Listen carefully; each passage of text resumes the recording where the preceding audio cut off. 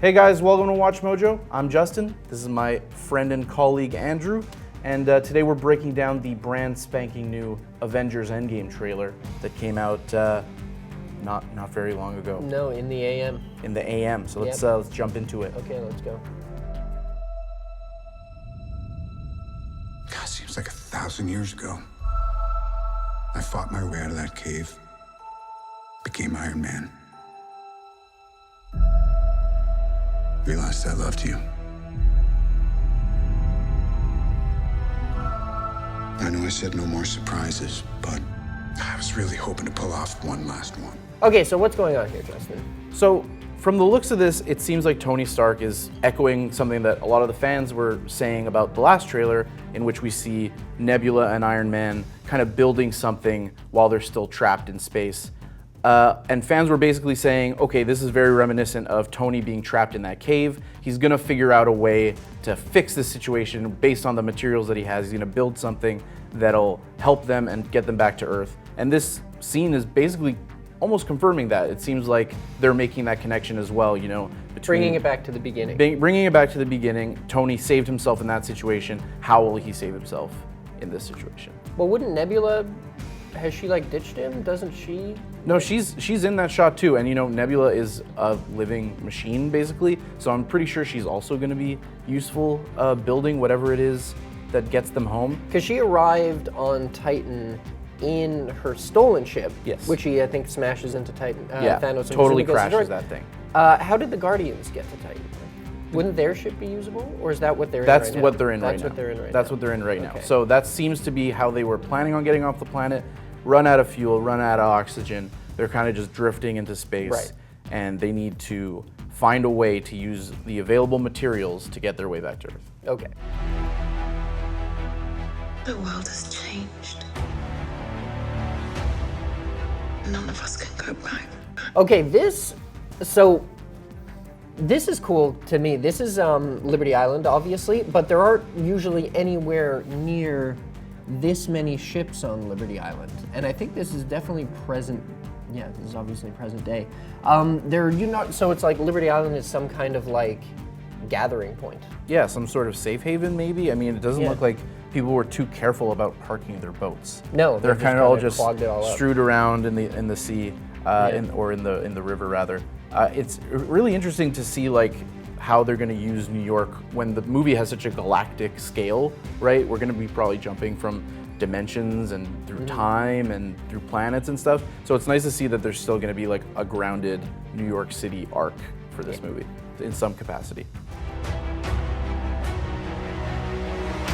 So you had something that you wanted to say about this. So on Twitter, people were blowing up. Oh my God, that's going to be Kate Bishop, the next Hawkeye. For anyone familiar with the Hawkeye comics, specifically the Matt Fraction arc from a few years ago, Kate Bishop is another Hawkeye, kind of like the sidekick sort of, but a hero in her own right.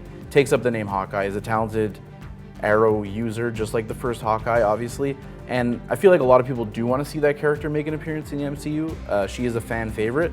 But if you look closely, like you can see, this is just family. This is just his family. This is to set up the fact that, like most people have already guessed, his family probably went away in the snap. Oh, because he could have lost, that doesn't mean he's lost half of his family. He could have lost his entire family. It's Yes. 50% of the population. That doesn't mean it's 50% of what connected to every, you know what I mean? Right. Like, It seems like a weird connection to make, but in the HBO series The Leftovers, which deals with a kind of similar thing where a bunch of the population disappears, not 50%, but a smaller number. Some people lose nobody at all. Some people's lives are completely unchanged, but there's a character on the show who loses her entire family, her husband and 2 children. So I feel like they're playing a little bit with that dynamic that maybe Hawkeye was particularly unlucky in the snap. I think so too, because then literally the next shot is like, look how happy your family is. Oh, look, now you're, miserable and upset and have a bad haircut.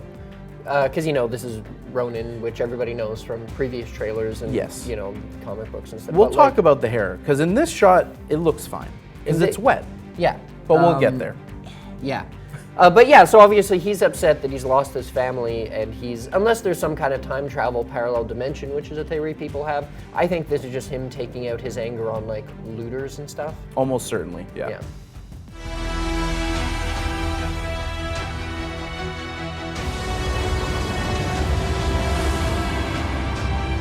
still all these people die. I keep telling everybody they should move on. Some do, but not us. So here we got Ant-Man, who a lot of people are theorizing, he's going to be jumping through time. The last we saw of Ant-Man in the post-credit sequence from Ant-Man and the Wasp, he is seemingly lost in the quantum realm. As he's in there, the backing cast of Hank Pym and Hope Van Dyne and Janet Van Dyne all evaporate in the decimation. So it seems like all is lost for Ant-Man. The last trailer kind of gave away that he would be back, but there was a lot of speculation online. Yeah, because there's a little date. Yes, the date thing. Maybe he's lost in time, maybe he's not in the present and he's trying to communicate through time. This shot makes it pretty clear that at some point he will be in the present because all these missing people posters, he's kind of learning about the decimation from the news, and that's kind of really sad.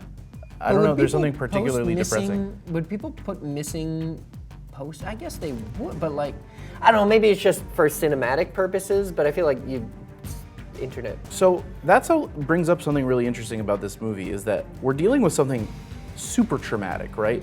If half the world's population just disappeared, that would be like a catastrophe unlike anything we've ever seen, right? Society would collapse. Society would likely collapse. People that had dogs and cats would start living together.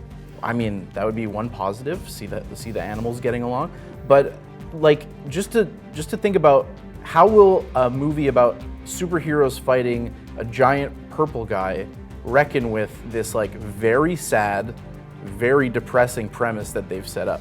To bring it back to The Leftovers, weirdly, that's a super depressing show, which deals with even fewer people disappearing from the face of the earth. So I'm really curious to see how this movie handles the premise that they've set up, while still being a fun, light Marvel movie, right? Even if there's a small chance, we owe this to everyone who's not in this room to try. We will. Okay, this is fully not the same haircut. It is. It's just wet. It's just before. It's But just does patted wet make down. that? Yeah, That's a lot. I have long hair. When your hair gets wet, it doesn't just look shorter. If anything, your hair looks longer when it's wet because it gets all Yeah, it's to the side. It's just you're seeing the undercut from the other side. I don't know. I'm not a hair expert. Somebody else cuts my hair, but What do you guys think? Let us know in the comments. What do you think of this hair? This is the important. We're asking the important questions. That's right. Whatever it takes. Whatever it takes.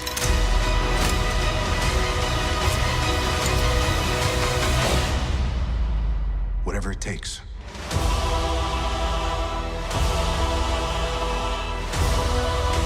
So head count, roll call. Okay, very simple. I'll just name who's not there. Okay. We don't see Rocket Raccoon. However, after some close analysis of previous trailers, he's there. He's just below the camera line. He's hiding under the camera. If you look at the Super Bowl trailer, Rocket is in this shot. So Rocket is here. Yeah. He's just not in just don't these see him. shots.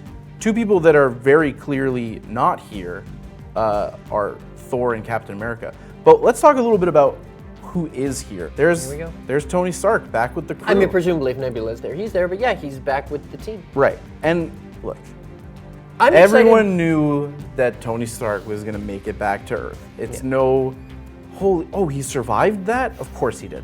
So I'm not surprised that they at least showed us a little glimpse of it. I am, however, surprised that we get the team up shot in this trailer. Let's talk a little bit about who's not there, and that's Thor and Captain Marvel. Which are, I mean, they're just probably going to be split off doing something. I mean, maybe because they don't need suits and stuff. They don't get to be in the, the right stuff shot. Yeah. But yes, exactly. But maybe they've already gone up ahead. Maybe they're somewhere else. But it is interesting that they're not here. So the previous movie, Infinity War, did a really good job of splintering the Avengers into these groups and then cutting to and from what was going on in those groups. Here we have a pretty solid list of Avengers, and following their story will be pretty straightforward because it seems like they're all together. So we'll probably be cutting between whatever these guys are doing, which we'll talk about in a second, and whatever Captain Marvel and Thor are doing. And that pairing makes sense because if you've seen Captain Marvel, you know that she's like very, very powerful. very powerful. And Kevin Feige has come out and said, oh, Captain Marvel, Carol Danvers is the most powerful character in the MCU. Thor fans took issue with that. Well, hey, he's like a god who has this awesome weapon. Like, how is their power going to play off each other? Who's really more powerful? And that seems like they're going to be exploring that in this movie. I don't think they're going to do any fights, though. Like, I don't think I hope superheroes not. are going to fight each other. I kind of hope not, too, because I'm getting kind of tired of the first time people meet, they fight each other. Yeah, I don't think so, but Because they did in Infinity War. they did do it in Infinity War. The trope is well played out. But we did see briefly at the end of Captain Marvel the first scene of her joining the Avengers, and maybe a big fight breaks out after that. I hope not. Probably not. Probably not. But pairing those two up, as it seems like they will be doing, is I think a smart move, just to give people a clear indication of like how Carol's powers stack up next to Thor's. Yeah. And the other important thing about this shot, these suits. What do you think about these suits, Hank? Okay, we disagree. Yes. I think, I mean, I could be wrong. And but- so could I. Oh, Hey, okay, we who haven't knows? seen the movie. Maybe it's nothing. Maybe they're their pajamas. Maybe they and just then they're like just the gonna look. take their pajamas. Yeah. Yeah, maybe like, hey, we all need to be the same color. This is weird. No, these look a lot like what you usually see just standard spacesuits look like for the Avengers. It's always like white and red, and then there's just like the torso missing to show some of the costume underneath. But usually in the comics and the cartoons, these are just typical spacesuits. So that's what I think they. So your theory is that I think they're going to getting on a space. spaceship. I think they're leaving on a jet plane. So my theory, and it's something that a lot of people have been talking about on the internet, I cannot take credit for this theory, is that these are actually quantum realm suits, similar to the one that we saw in Ant-Man and the Wasp that Hank Pym wears to go into the quantum realm to save Janet, because the color scheme is very similar. Some of the design choices are very similar, like the shoulder pads here. There's just a lot of similarities, and given the fact that we know the quantum realm will have to play a role because that's where Ant-Man is, as far as we know, I think that it ties in nicely. At the same time, space, also very important, could be part of it. So it remains to be seen. I'm personally putting my money on these are quantum realm suits, but They're gonna do so because people speculate that there's gonna be time travel and Yes. that's how it's gonna be wrapped up. So you think like this just might just be like they're just getting into a big spinny thing. yeah, they're getting into some machine similar to what we saw in Ant-Man and the Wasp to use the quantum realm to do some form Right. of time travel. And they're wearing the suits because it's like, maybe. I hope there's not time travel. There might be. There probably is. There's There's almost certainly We'll time see. travel.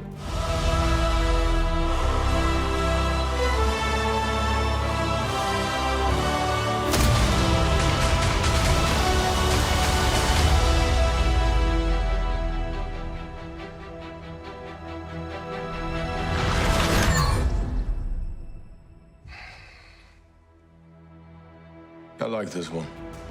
I liked Brie Larson in Captain Marvel. Sure. I just don't think the trailers did it justice. I thought she was kind of fun. And she's kind of made her like her little smirk / squinty eye thing like A thing. a thing. Yeah. It's like just an emote that she does. Yeah. It's great. Yeah, I agree. And like we talked a little bit about it already, but I think this little bite at the end of the trailer is setting up these two eventually going off. What they'll be doing, I don't know. You probably need to be pretty powerful to do it because they did send the two most powerful Avengers away. So whatever it is that these two are doing, it'll probably be pretty important. I likely expect to see Thor have more of an active role in this movie. Not that he wasn't active in Infinity War, but just He was off doing his own thing. His arc was, I need to go get something so that I can do something. Bring me Thanos! So, Also, one big omission before we conclude, no Thanos. no Thanos, no at all. Thanos. No Thanos Trailer at all. like we barely see him. We saw a little bit of like his I think we hands saw his doing the hand, gladiator we saw his thing. armor hanging Yeah. in the scarecrow pose, But but besides that, there's no Thanos, and we have okay. no idea what to expect. Let's talk a little bit about that. Do you think that that's because Thanos' arc in this movie is wildly different than it was in the last movie. Is there anything that like they don't want us to know because it would be a spoiler? I mean, he was all banged up at the end of Infinity War, so maybe they're either going to show him he's either still going to be banged up or healthy again, and they don't want to show it. Maybe he's like fully retired, like they're going to find him and he's in like flip-flops and, you know, board shorts, you know, and he's just like sipping drinks on a beach. You know, maybe I'd love to see that. I think, because I don't think Thanos is gonna like, he's the main villain obviously, but I don't think he's gonna be like in this movie through it. Okay, because last movie very much was a Thanos movie. Yeah. He was in it more than anyone else, I think. He had like the most screen time of any character. I think he's gonna be a little bit off to the side. Other things are gonna happen, and then they're only gonna get to him towards like the middle. Interesting. Yeah. One thing I'd like to add before we finish is that we know, if you're a fan of Marvel movies at all, you know that these trailers will lie to your face. So anything that we've talked about in this trailer breakdown could have been added, taken out, characters added in, characters taken out. So come movie time, if you notice that None of these scenes are in the these movie. scenes have been wildly changed, it wouldn't have been the first time. Guys, thank you so much for joining us for this trailer breakdown. I'd like to thank Andrew for joining me as always. And movies right around the corner. Let us know in the comments what you're looking forward most to seeing in Avengers Endgame. See you next time.